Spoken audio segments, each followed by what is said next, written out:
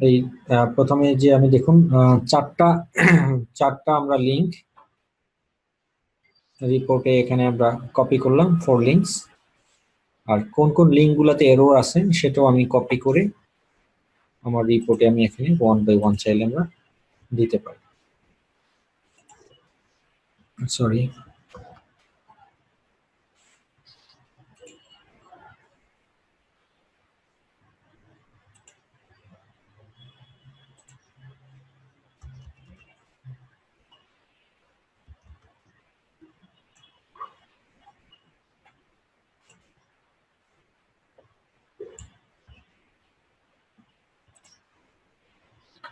তারপরে যদি এখানে একাধিক প্রয়োজন হয় তাহলে আপনারা এখানে ইনসার্ট করে নেবেন।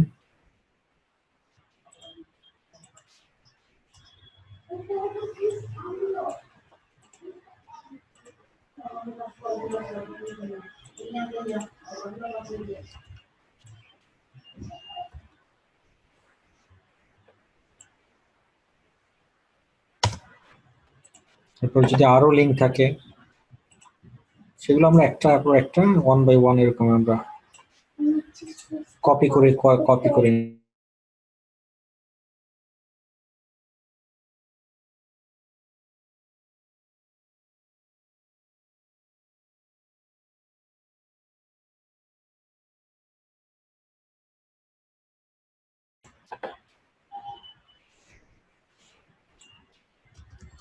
দেখুন এটা আমরা কপি করে দিলাম। এখানে এরকম যতগুলো লিংক থাকে এগুলো একটু আপনারা রিপোর্ট করবেন সুন্দরভাবে, এভাবে কপি করে দিয়ে একটা পর একটা আপনারা কপি করে দিবেন আর কি।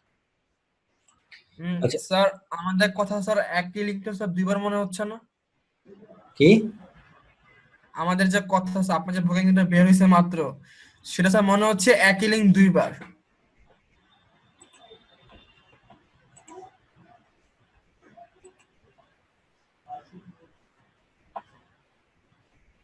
একই লিংক দুইবার?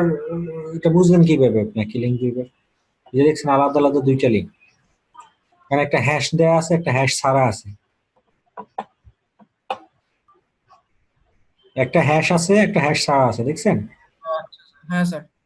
হ্যাঁ, তো একটা একটা ফুল স্টপ থাকলেও সেটা একটা আলাদা ডিফারেন্ট লিংক। Okay sir. আচ্ছা, তো ব্রোকেন লিংক এভাবে আপনাকে এখান থেকে ফাইন্ড আউট করতে হবে।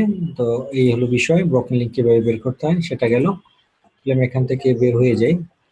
তো ব্রোকেন লিংক থাকলে অবশ্যই এটার এসইও এর ক্ষেত্রে অনেকটা ডিসঅ্যাডভান্টেজ, বিকজ অফ যে ব্রোকেন লিংক আপনাদেরকে অবশ্যই এটা ফাইন্ড আউট করতে হবে এবং ব্রোকেন লিংকটার প্রবলেমটা আপনাদেরকে করতে হবে যে ব্রোকেন লিংকটা কিভাবে রিজলভ করা যায়, এটা মাস্ট বি আপনাদেরকে চিন্তা করতে হবে। আচ্ছা, তারপরে রিজলভ করতে হবে। যেমন আমি ব্রোকেন লিংক পেলাম, এই ব্রোকেন লিংক কি করব, আমি আমার ওয়েবসাইট থেকে এখন অবশ্যই এই ব্রোকেন লিংকগুলো আমি ডিলিট করে দিব, কারণ এটা এসইও এর ক্ষেত্রে অনেকটা ইফেক্টিভ। কারণ লিংক পেজ তো সবগুলা লিংক পেজই কিন্তু আপনার এসইও ইন্ডেক্স করবে তাদের গুগলে। তো গুগলে যখন একটা ভিজিটরস এই লিংকে এসে যদি আমার এই লিংকটা না পায়, তখন কিন্তু আমার সাইটটাতে পেনাল্টি করতে পারে তারা, যে তুমি তোমার সাইটের লিংক দিয়ে রাখছো বা তুমি তোমার ভিজিটরস দাও নাই। এটা একটা প্রবলেম। তো এখানে আমাদের এটা গেল লিংক বা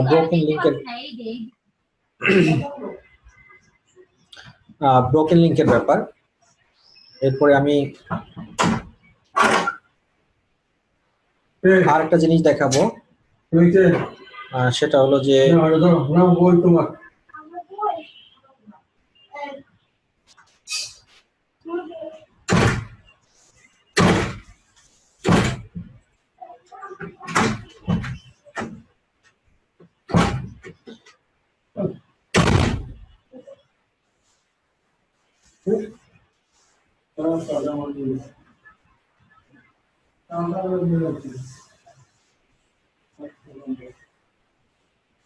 এরপর দেখেন duplicate URLs is the very important. Duplicate URLs বলতে আমরা কি বুঝি? এটা আমরা অনেক সময় আমাদের ওয়েবসাইটের ক্ষেত্রে আমরা দেখে থাকি যে www.শিখবকই.com, আবার কোনো কোনো ক্ষেত্রে আপনার একটা জিনিস দেখবেন যে আমরা যদি www ছাড়াও টাইপ করি, এখানে ধরেন আমরা ডাইরেক্ট টাইপ করলাম শিখবকই.com, দেখুন তাতে কিন্তু আমার ওয়েবসাইট ওপেন হবে।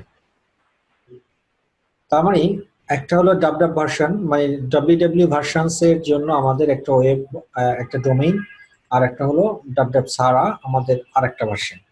আমি টাইপ করলাম ডাব সারা, বাট আসলো ডাব সহ।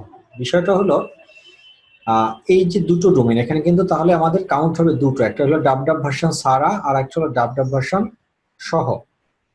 তো এই যে এই জিনিসটাই হলো যে ডুপ্লিকেট, মানে একটার আরেকটা অল্টারনেটিভ ডুপ্লিকেট। এখন আমাদের এই জায়গাটাতে এটা বের করার আরো একটা ওয়ে আছে, যেটা হলো যে আমাদের স্ক্রিমিং ফ্রগ এসইও স্পাইডার যে টুলস এর কথা আমি বলছিলাম, সেই টুলসটা আমরা একটু ওপেন করি। এই টুলসটা ওপেন করলে দেখবেন আমাদের যতগুলা লিঙ্ক পেজ আছে সেই লিঙ্ক পেজ গুলাতেও আপনার এখানে ডাব ছাড়াও থাকতে পারে, আবার ডাব সহও থাকতে পারে। তো আমরা ওখান থেকে বুঝতে পারবো যে আমাদের এটা আমাদের ওয়েবসাইটের যখন ডোমেইনটা বা যে লিঙ্কটা গুগল ইন্ডেক্স করবে, বা আমাদের যে লিঙ্কগুলো আমরা তৈরি করছি সেই লিঙ্কগুলো কি আমরা ডাব ভার্সনে তৈরি করছি না www ভার্সন ছাড়া আমরা তৈরি করছি।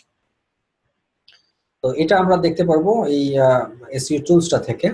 আর একটা এখান থেকে ইন জেনারেল সচক্ষে যেটা দেখার, মেইন ডোমেইনটা তোমরা এখান থেকে দেখতেই পেলাম যে আমরা www ছাড়াও যদি সার্চ দিই তাতেও আমার ওয়েবসাইট ওপেন হয়, এবং www সহ সার্চ দিলেও আমার ওয়েবসাইট ওপেন হয়। তার মানে এখান থেকে বোঝা যাচ্ছে যে এই ওয়েবসাইটটা ডুপ্লিকেট ভার্সন করা আছে।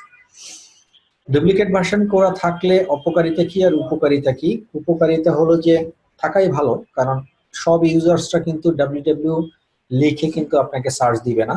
অনেক ইউজার্সরাই আছে যারা www ছাড়াই সার্চ দেয়। একটা সময় ছিল যে www ভার্সন ছাড়া যদি কখনো কোনো ডোমেইনকে সার্চ দেওয়া হতো সেই ওয়েবসাইট ঠিক মতো আসতো না বা সেই ওয়েবসাইট ভিজিবল হতো না। বাট এখন কিন্তু www ভার্সন ছাড়া যদি আপনি সার্চ দেন তাতেও আপনার ওয়েবসাইটটা ওপেন হবে। সো বেসিক্যালি আপনাদের এই জিনিসটা বোঝানোর জন্যই মূলত আমি এই টুলসটা ওপেন করতেছি। আপনারা একটু দেখুন যে এই টুলসে আমি যদি এখানে টাইপ করি,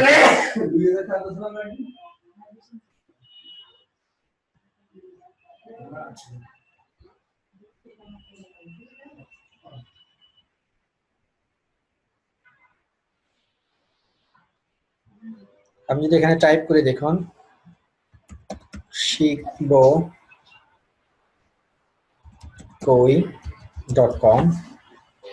স্টার্ট দেই,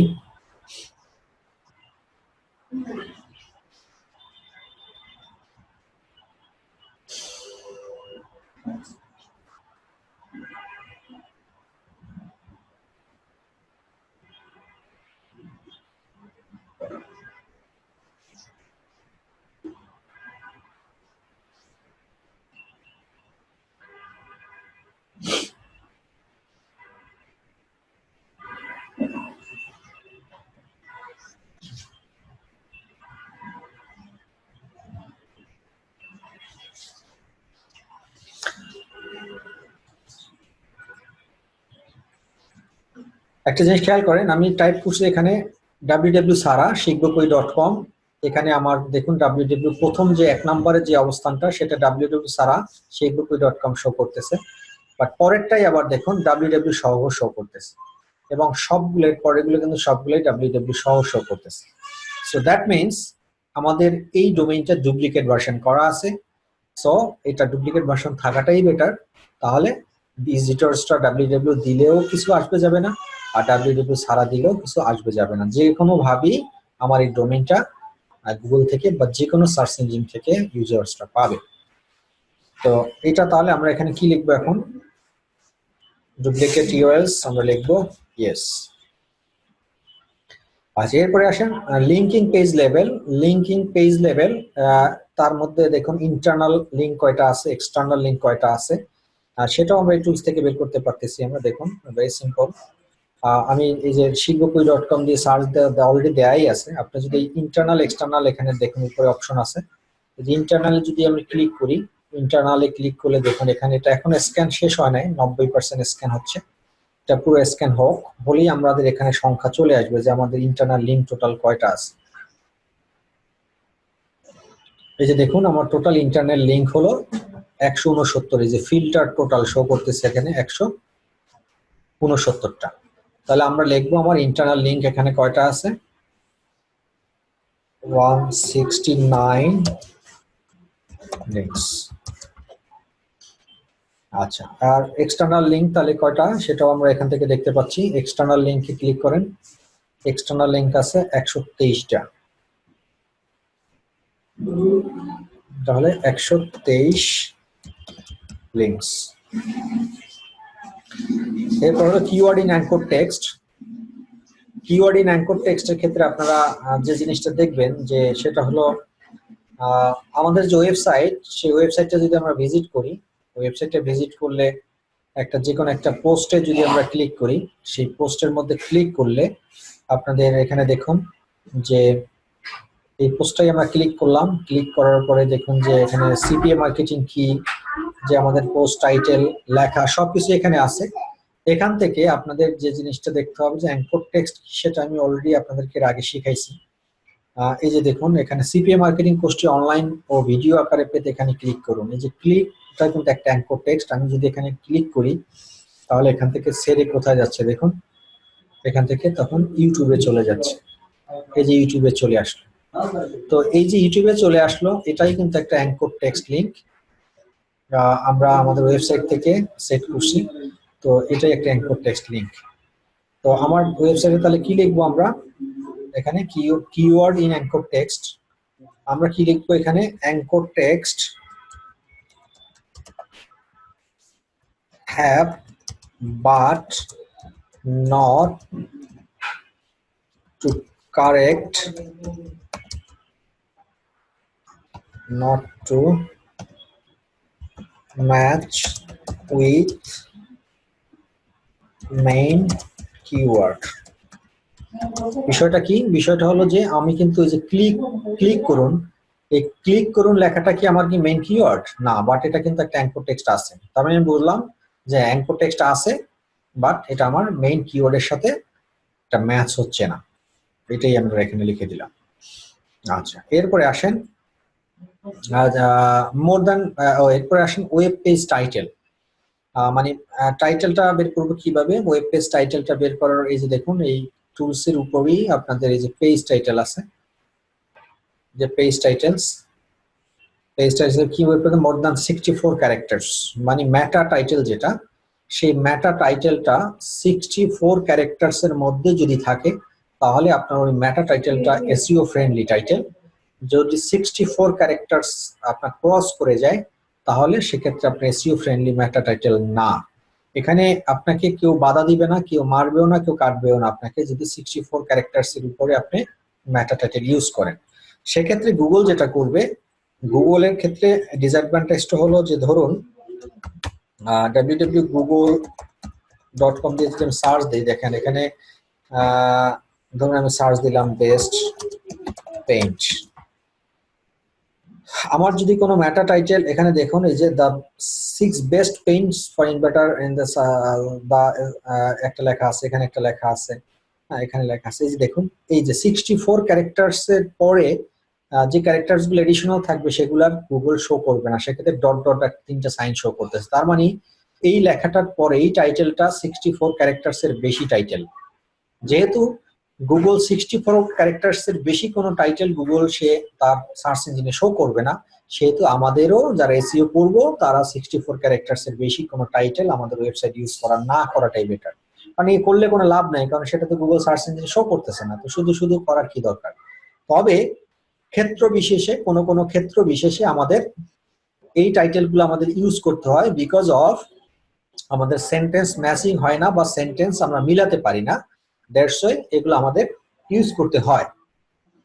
সো আমরা এখানে দেখবো এখন যে মোর দ্যান 64 ক্যারেক্টার্স এর বেশি টাইটেল আমাদের আছে কিনা সেটা আমরা অলরেডি দেখুন। এই যে এই টাইটেল পেজ টাইটেলস আমরা ক্লিক করলাম, পেজ টাইটেলস এ ক্লিক করার পরে এই যে দেখুন এখানে best online education portal in Bangladesh, title length কতটা আছে দেখুন 42টা 36টা, তার মানে 64 এর উপরে কোনো টাইটেল এখানে আছে কিনা সেটা আপনারা ফাইন্ড আউট করতে পারতেছেন ইজিলি।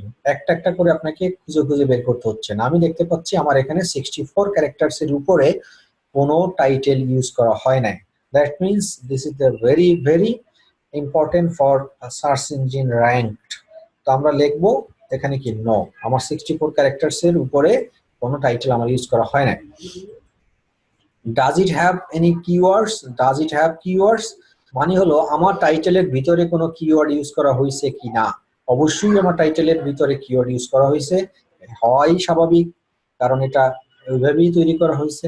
তো যদি কোনো টাইটেল, এটা দেখে নেবেন আপনারা, যদি দেখেন যে এখানে আপনাদের টাইটেলের সাথে আপনাদের কিওয়ার্ড ইউজ করা হয়েছে কি হয় নাই, সেটা ভালো করে দেখে নেবেন যারা নতুন নতুন ওয়েবসাইটের ক্ষেত্রে। তো আমার এখানে ইউজ করা হয়েছে, সেক্ষেত্রে ইয়েস দিব আমি। এনি ডুপ্লিকেটস, এনি ডুপ্লিকেটস মানে কি, এনি ডুপ্লিকেটস কোনো টাইটেল ইউজ করা হয়েছে কিনা, মানে একই টাইটেল একাধিকবার এখানে ইউজ করা হয়েছে কিনা সেটা বের করে দেখতে হবে। যেমন এটা best online education portal in Bangladesh, এই সেম জিনিসটা আর কোনো জায়গায় ইউজ করা হয়েছে কিনা সেটা আপনাদেরকে একটা একটা করে খুঁজে খুঁজে বের করতে হবে। তো যদি দেখেন যে হ্যাঁ একই জিনিস দুইবার ইউজ করা হয়েছে, তাহলে এই যে যেমন এখানে একটা লেখা দেখতে পাচ্ছি, easy way to learn freelancing, easy way to learn freelancing, এই যে আমি দেখতে পাচ্ছি, হ্যাঁ এই টাইটেলটি ইউজ করা হয়েছে। তো সেক্ষেত্রে আপনারা আপনারা এখানে লিখবেন, এটা লিখে দিবেন যে হ্যাঁ ডুপ্লিকেট টাইটেল আমি ইয়েস করছি, ইয়েস। এবং আরো সহজ করে যদি পারেন তাহলে ডুপ্লিকেট কি কিওয়ার্ড ইউজ করা হয়েছে সেই জিনিসটা এখানে কপি করে বসাই দিবেন, এখান থেকে কপি করে, এটা কপি করে আপনারা এই জায়গাটাতে পেস্ট করে দিবেন যে এটা ডুপ্লিকেট ইউজ করা হয়েছে।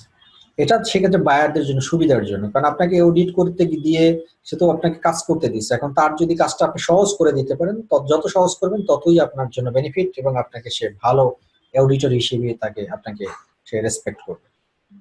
এরপরে দেখুন web page meta descriptions, how many characters এবং ডাজ ইট হ্যাভ কিওয়ার্ডস, একই জিনিস, ওয়েব পেজ টাইটেলের মতোই বিষয়টা।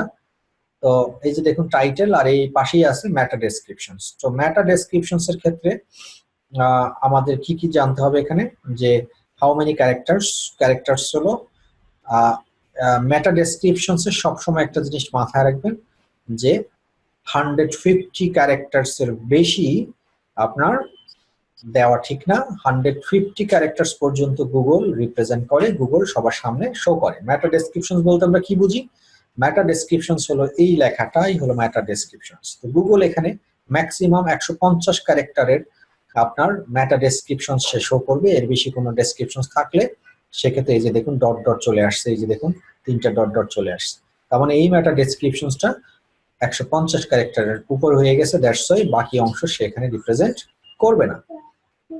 তো সেই ক্ষেত্রে আপনার এখানে এই যে হাউ মেনি ক্যারেক্টার্স ম্যাক্সিমামটা আপনার এখান থেকে কাউন্ট করবেন, আপনার এখান থেকে, তাহলে আমার ম্যাক্সিমামটা এখানে কত আছে, 425 ক্যারেক্টার্স এর আছে। তাহলে আমি এটা এখানে লিখে দিব, ম্যাক্সিমামটাই এখানে আমি রিপ্রেজেন্ট করব 425, এবং সরি এটা আমি এখানে লিখবো 425। আর যদি পারেন ওই মেটা ডেসক্রিপশনসটা কপি করে আপনারা এখানে বসাই দিতে পারেন, এটা আপ টু ইউ, এটা এডিশনাল সাপোর্টিং, দ্যাটস ওয়াই, আর কিছু না, নাথিং এলস। ওকে, এরপর আসে does it have any keywords, অবশ্যই এটা কিওয়ার্ড আছে, আমরা আশা করি থাকবে, তারপর আমি একটু চেক করে নিই। In this site online education everybody can visit this, হ্যাঁ এখানে খুব মেটা ডেসক্রিপশন খুব এখানে বেশি ইউজ করা হয় নাই, তবে আমি দেখতে পাচ্ছি কিছু কিওয়ার্ড এখানে আছে। হ্যাঁ, তো আমরা লিখতে পারবো এখানে হ্যাঁ যে ইয়েস, এবং এখানে কমেন্ট দিয়ে দিবেন mixed, MIXED mixed keywords used, মানে ডিফারেন্ট কিওয়ার্ডস এখানে ইউজ করা হয়েছে। সাউন্ড করে না বাবা, সাউন্ড করে না প্লিজ, সাউন্ড আসতেছে, তুমি সাউন্ড করতেছো কেন তাহলে? মিক্সড কিওয়ার্ড ইউজড, তারপরে হলো ডুপ্লিকেটস কিওয়ার্ড আবার এখানে ইউজ হয়েছে কিনা, সেম থিং, যে ডুপ্লিকেট কিওয়ার্ডসটা ইউজ করা হয়েছে কিনা, তাহলে আপনারা এটাও চেক করবেন এখান থেকে, ডুপ্লিকেট ওই আগের মতোই আর কি, যে সেম জিনিস আমি এখানে ইউজ করছি কিনা মেটা ডেসক্রিপশনসে, যদি থাকে তাহলে থাকবে, আর যদি না তাহলে না। তাহলে আমরা এখানে কি লিখবো, আমি আপাতত দেখতে পাচ্ছি কোনো ডুপ্লিকেট কিওয়ার্ড আমরা এখানে ইউজ করি নাই, তাহলে আমি এখানে নো। ডুপ্লিকেট কিওয়ার্ড না ইউজ করাই বেটার, একই কিওয়ার্ড দুইবার ইউজ না করলেই বেটার, সেটা বুঝতেই পারতেছেন আপনারা। হ্যাঁ, ইউজিং হেডিং ট্যাগস, মানে হেডিং ট্যাগস H1 H2, এটা রিপোর্ট বের করবো একই টুলস দিয়ে। এই টুলসটার মধ্যেই মূলত সবকিছু আছে। এখানে যে H1 ট্যাগ এবং H2 ট্যাগ দেখুন, এই হেডিং ট্যাগে যদি আমি ক্লিক করি তাহলে আমার হেডিং ট্যাগে কি কি ইউজ করা হয়েছে, H1 ট্যাগে আমার কি কি ইউজ করা হয়েছে দেখুন। এই যে H1 ট্যাগ, সবগুলো ট্যাগ আমার H1 ট্যাগ। আমি আদৌ H1 ট্যাগ ইউজ করছি কিনা মূলত সেটাই রিপ্রেজেন্ট করবো এটা দিয়ে। হ্যাঁ, আমি দেখতে পাচ্ছি যে আমার অনেক H1 ট্যাগ আছে। তাহলে আমি এখানে লিখবো ইয়েস, H1 ট্যাগ ইউজ করা হয়েছে। আর যদি আচ্ছা H1 টা তো দেখলাম, তাহলে আমরা H2 টা একটু দেখে দিই। H2 ইউজ করছি কিনা, নো, কোনো H2 ট্যাগ ইউজ করা হয় নাই। দেখেন দেখেন কোনো H2 ট্যাগ ইউজ করা হয় নাই। তাহলে আমরা লিখবো নো। এই আর কি। তারপরে image optimization, using image optimized, এটা বের করার জন্য আমাদেরকে যেটা করতে হবে, আমাদের ওয়েবসাইটে যেতে হবে। ওয়েবসাইটে আমাদের বিভিন্ন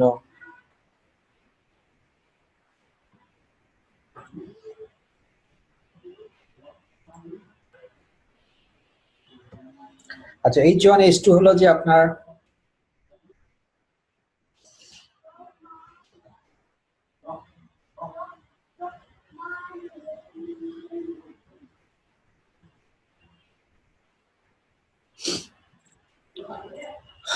H1 স্ট্যাক হলো যে আপনার এটাই আর কি।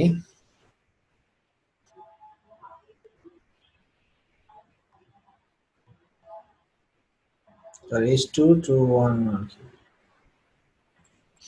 এই যে ক্যারিয়ার হিসেবে সিপিএ মার্কেটিং কেন এবং কিভাবে লেখা হয়, তারপরে এরকম এই যে টাইটেলটা একটু বোল্ড করা এবং বড় করা, দেখেন এইটাই হলো H1 H2 ট্যাগ ইউজ করে এভাবে।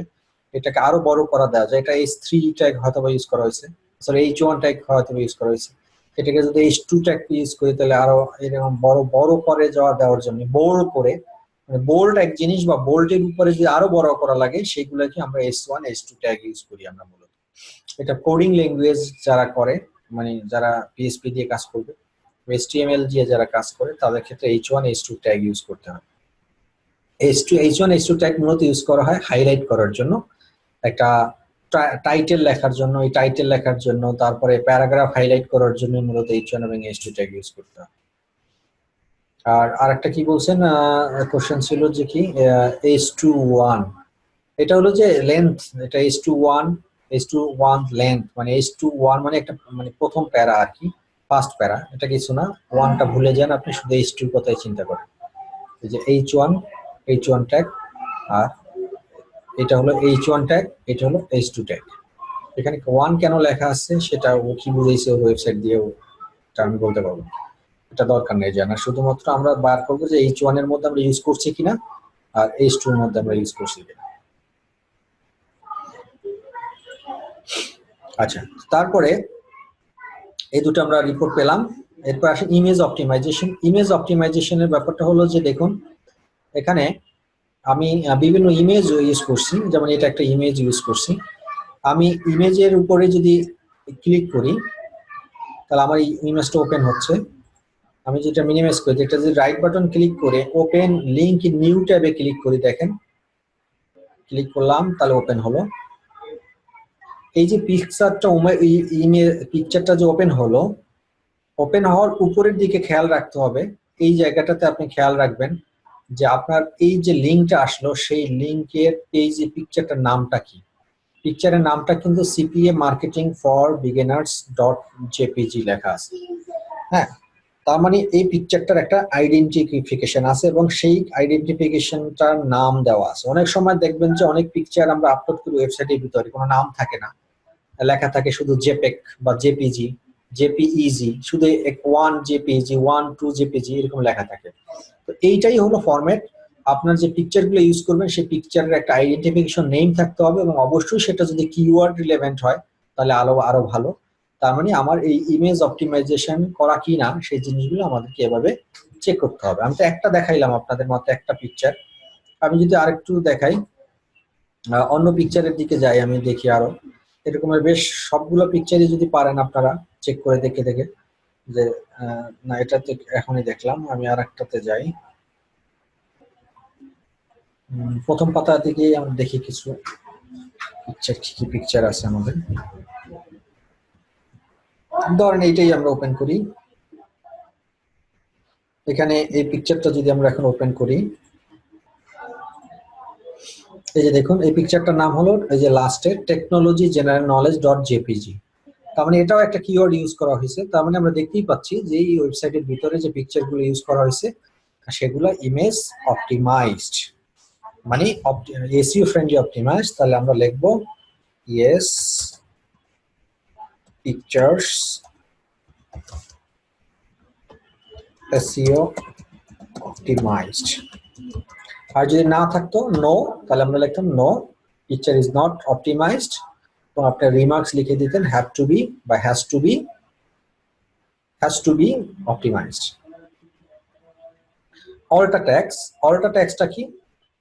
ইউজিং ইমেজ অল্টা ট্যাক্স, লেখা আছে দেখুন using image alt text. That means আমরা যদি এই পিকচারটার গার উপরে দেখেন, খেয়াল করেন এই পিকচারটার গার উপরে কার্সর আনলে একটা লেখা আসতেছে technology general knowledge. That means এই পিকচারটার পিছনে একটা অল্টা ট্যাগ ইউজ করা হয়েছে।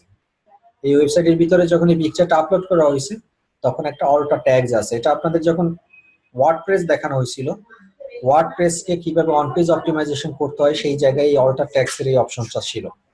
এই অল্টা ট্যাগস এর ভিতরে যদি আপনি একটা কিওয়ার্ড বসাই দেন, সেটাই আপনার এখানে হাত চলে আসবে, হাতের মতো চলে আসবে এবং ওই লেখাটা শো করবে যে দেখুন টেকনোলজি জেনারেল নলেজ। এটাই হলো অল্টা ট্যাগস। তাহলে আমি এখানে লিখবো ইয়েস, আর যদি অল্টা ট্যাগ ইউজ করা না হয় তাহলে নো। তো এরপরে দেখুন এরপরে যে অপশনটা আছে সেটা হলো sitemap dot XML is there. Sitemap XML sitemap নিয়ে আমি একটা টিউটোরিয়াল, একটা ভিডিও আপনাদেরকে দেওয়া হয়েছিল যে এক্সএমএল সাইডম্যাপ সাবমিশন কিভাবে করতে হয়, সেই জিনিসটাই মূলত এখানে। এখন আমরা দেখব যে আমাদের এই ওয়েবসাইটটাকে এক্সএমএল সাইডম্যাপ করা আছে কি নাই। তাহলে এটা কি করব, আমরা ডোমেইনটা কপি করে আমরা নতুন একটা ট্যাবে পেস্ট করব। পেস্ট করে ব্যাকস্ল্যাশ দিয়ে আমরা লিখবো just sitemap dot XML, sitemap dot XML. এটা টাইপ করে আমরা যদি এন্টার দেই, এন্টার দিলে দেখবেন যে এরকমের যদি রেজাল্ট আসে আপনাদের কাছে, তাহলে বুঝতে হবে যেটা সাইডম্যাপ করা আছে। Generated by Yoast SEO, this is an XML sitemap. দেখুন এখানে দেখতেই পাচ্ছেন, এই দেখুন শিখবকই.com আমাদের এখানে চলে আসছে এবং লাস্ট মডিফাইড কবে করা হয়েছে 12/12/2018 করা হয়েছে। হ্যাঁ, এখানে সব চলে আসছে। এখন যদি আমি একটার মধ্যে আবার একটু ক্লিক করি, দেখেন আমার সব লিঙ্ক গুলো, যত লিঙ্ক আছে আমার এই ওয়েবসাইটের ভিতরে এগুলো এখানে শো করতেছে। তার মানে এইখানে যদি সাইড ম্যাপ করা না থাকতো তাহলে এখানে এরর মেসেজ আসতো একটা যে this site is not optimized, XML not site map. তাহলে আমরা এটা যেহেতু সাইড ম্যাপ করা আছে তাহলে আমরা এটাকে লিখবো ইয়েস, আর যদি না করা থাকতো তাহলে আমরা নো লিখে দিতাম। নো যদি থাকে, সাইড ম্যাপ যদি না থাকে, তাহলে অবশ্যই আপনাকে কি করতে হবে, এই ওয়েবসাইটটাকে এক্সএমএল সাইড ম্যাপ সাবমিশন করে নিতে হবে এসইও ফ্রেন্ডলি করার জন্য। robots.txt ইজ দেয়ার, এটা আছে কি নাই সেটা চেক করার জন্য একই প্রসিডিউরটা হলো যে আপনারা দেখুন এখানে ROBOTS robots.txt দিয়ে আমি সার্চ দিলাম। সার্চ দেওয়ার পরে কোনো কিছু লেখা আসতেছে না, দেখুন user agent disallow. That means এই ওয়েবসাইটের ভিতরে কোনো robots.txt ইউজ করা হয় না। এখন বলতে পারেন কেন ইউজ করা হয়? robot.txt মূলত কি কাজে ইউজ করা হয়? robots.txt ইউজ করা হয় মূলত